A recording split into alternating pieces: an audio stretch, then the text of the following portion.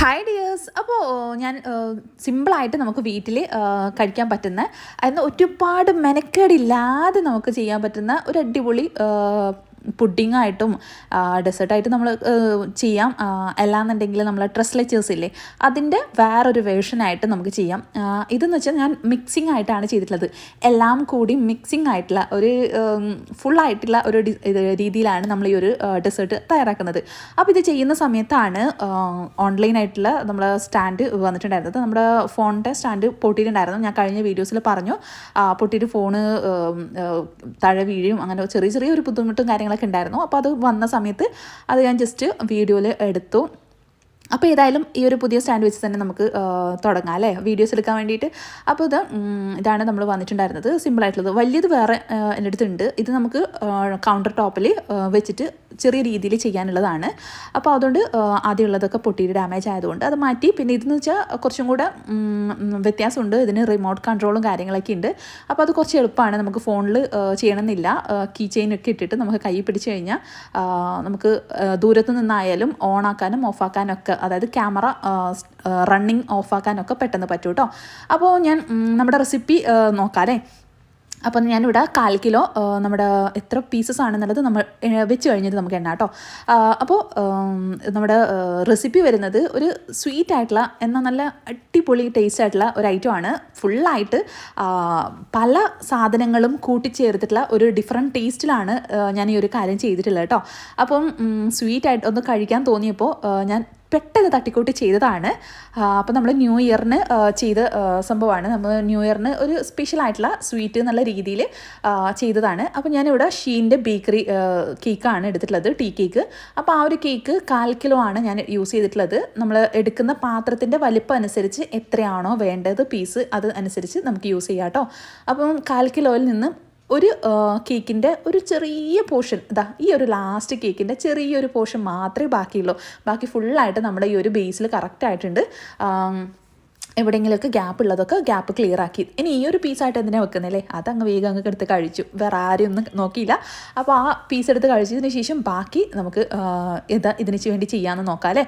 അപ്പം ഞാൻ ഇതിൽ ചെയ്തിട്ടുള്ളത് ഈ ഒരു സിറപ്പ് എന്ന് പറയുന്നത് സ്പെഷ്യൽ സിറപ്പ്, നമ്മുടെ ട്രസ്ലെച്ചേഴ്സിന് യൂസ് ചെയ്യുന്ന ആ ഒരു സിറപ്പാണ്. അതായത് 1/2 cup milk made, 1/2 cup evaporated milk എല്ലാം ഉണ്ട്. പിന്നെ ബാക്കി ഞാൻ പറഞ്ഞുതരാം. 1/2 cup evaporated milk, 1/2 cup milk made, 1/2 cup whipping cream. ഈ ഒരു രീതിയിലാണ് ഇത് ചെയ്തിട്ടുള്ളത് കേട്ടോ.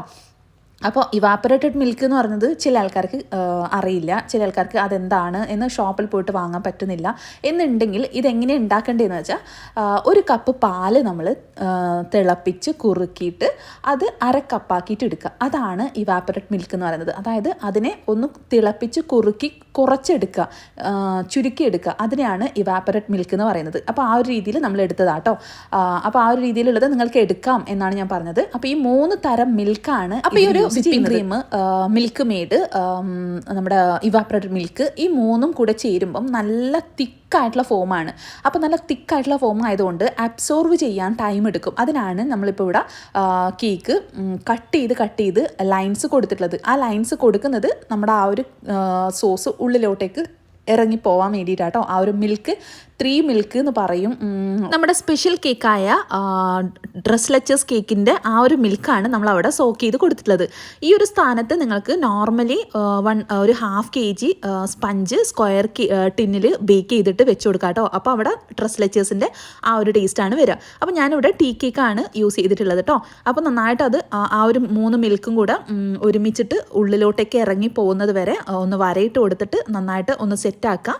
അതിനുശേഷം കുറച്ച് ഒരു 1.5 സ്പാച്ചിലിൻ്റെ ഉള്ളിൽ മാത്രമേ ഞാൻ ക്രീം എടുത്തിട്ടുള്ളൂ. ഇതിനേക്കാളും ക്രീം കൊടുക്കാം കേട്ടോ. ഞാൻ കൂടുതൽ ക്രീം എനിക്ക് ഇവിടെ ഇഷ്ടമല്ല, അതുകൊണ്ട് ഞാൻ ക്രീം കുറച്ചിട്ടാണ് ചെയ്തിട്ടുള്ളത്. അപ്പോൾ ഈ ഒരു ക്രീമിലേക്ക് ഞാൻ കൊടുത്തിട്ടുള്ളത് നമ്മുടെ ട്രെൻഡിങ് ആയിക്കൊണ്ടിരുന്ന ഡ്രീം കേക്കിന് യൂസ് ചെയ്യുന്ന വാൻ ഹോഡൻ എന്ന് പറയുന്ന മിൽക്ക് ചോക്ലേറ്റ് ഗനാഷാണ്.